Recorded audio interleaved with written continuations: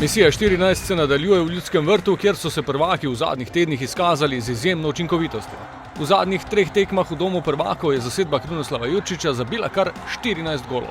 Rekao sam, nije samo bitno da pobjeđujemo ili igramo, da osvajamo bodove, nego je bitan način na koji to radimo. Naši navijači moraju biti zadovoljni. Pokušat ćemo nastaviti to u nekakvom atraktivnom smislu, međutim sad su nam jako bitni bodovi, moramo biti dosta pragmatični. I ništa, opet još jedna poruka nakon ovog derbi nas čini još jačima. Mislim da smo pokazali da smo ekipa koja ima glavu i rep, da smo ekipa, baš da smo ekipa prava, koja može reagirati u različitim situacijama. Ja sam nakon ove utakmice još veći optimista nego što sam bio prije.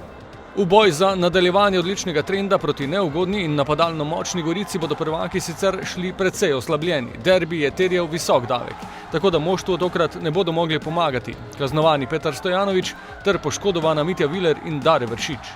Bez obzira koliko se ja osobno ne bi želio više baviti derbijom i tako pripremiti svoju ekipu, jer dolazi nam sutra Gorica, opasna Gorica koja zaslužuje svaki respekt.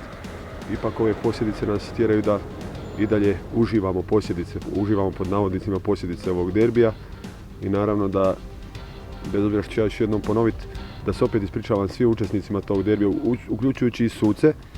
Ja postavljam jedno pitanje, ko će se meni ispričati? Ja sutra nemam 3 igrača, a igram bitnu utakmicu.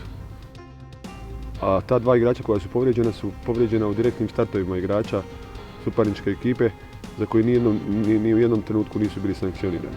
In prav na dvoboju v Novi Gorici je Kruno Jurčić z zmago debitiral na klopi Maribora. Pred tokratnim obračunom opozarja, da je Gorica zelo nevarna. Pripremali smo ova 2 dana najviše u smjeru da zaboravimo taj derbi, da se maksimalno koncentriramo na Goricu, da se maksimalno koncentriramo na ove 4 utakmice koje nam sad dolaze svaka 3 dana. Možda pomalo neugodne zato što nam i Gorica dolazi potpuno svježa, dolazi nam opet za Vrč u subotu potpuno svjež. Mi ćemo biti u tom ritmu svaka 3 dana, odnosno 2 dana i bit će dosta zahtjevno, međutim ove povrede su nas malo poremetile, međutim mislim da imamo dovoljan broj kvalitetnih igrača koji će moći izdržati ovaj zahtjevan ritam. Maribor Gorica, Ljudski vrt, sreda 17:30.